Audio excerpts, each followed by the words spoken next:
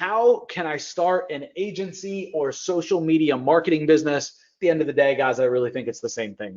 Coaching business, agency business, social media marketing business, they're all fundamentally the same, right? You're helping a client get from where they're at now to the result of, or their goal of where they're trying to go. Like, and you could be selling different services, you could be selling coaching, but at the end of the day, whatever it is that you're selling is what is designed to help people go from their current result to their desired result, right? Like at the end of the day, you can put a lot of different titles on it, from agency to social media marketing agency to marketing company, coaching, but at the end of the day, they all kind of mean the same thing to me when you boil it down. So how can I start an agency or SMMA business and get clients with a full-time job? So for those of you guys that have heard me answer this question many, many times, forgive me, we're going to try to answer this one really quick, short, and to the point. So my suggestion always when you're starting out new and you're green and you're coming into an agency or SMMA business, I think you're at the right place at the right time, because you're essentially getting paid to be an intern and getting paid to learn. You just got to make sure that you pick up a client or two so that you actually get paid to learn.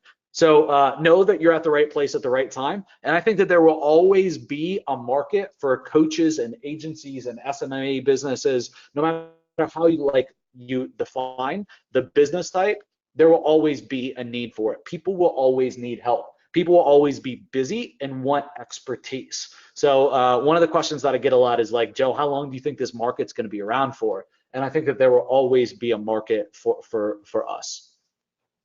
So now that that's out of the way, ultimately, there are two main angles that I would suggest in terms of pitching prospects. And so angle number one is kind of reaching out and really reaching out in a consultative type of sale. So you're reaching out almost as an expert, and you're saying, here's where you're at. I see that you're struggling, and I think I can help. Would it make sense to jump on a strategy session or on a consultation? And I realize that is horribly misspelled. Consultative sale. And really, when you're doing this consultative sale, most people would teach you to like you're going to need to be an expert. And when you're just starting, right, and you're just getting into this business and you're trying to get clients and you got a full-time job, this might not work so well because you might not be able to showcase or endorse or feel like an expert, right? And at the end of the day, I want to push back on you a little bit with this, because if you've picked up a course on whatever it is that you're going to help people do, whether again it's like social media marketing, whether it's pay-per-click, whether it's Facebook ads, and you spent dozens and dozens and dozens of hours going through the training, like by all means, compared to 99% or 99.9% of the rest of the world, I need you to understand you are already an expert, right? So like you can reach out this way, but I think that ultimately once you get past the hurdle of thinking that you got to be an expert, I think it is a little bit harder to close deals for people that are brand new, reaching out and running a consultative sales process. So what I would rather see you do, and what I would suggest, and what I do suggest for people that are greener or are newer to running a coaching business, an agency business, a social media marketing agency, is to instead like lead with a problem/opportunity,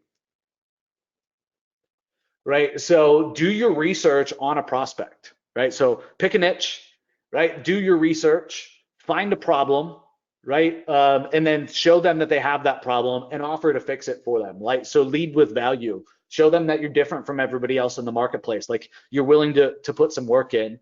And then ultimately, once you do this, and you fix whatever the problem or opportunity is, right? Then transition into the consultative sale, right? Like by asking questions, right? So we're going to talk a little bit later about some of the questions that you should ask, but you should be thinking about where are you right now in business, where are you trying to go, right? And then you're trying to fill the gap. And we'll talk about that in the next question that's coming up here. So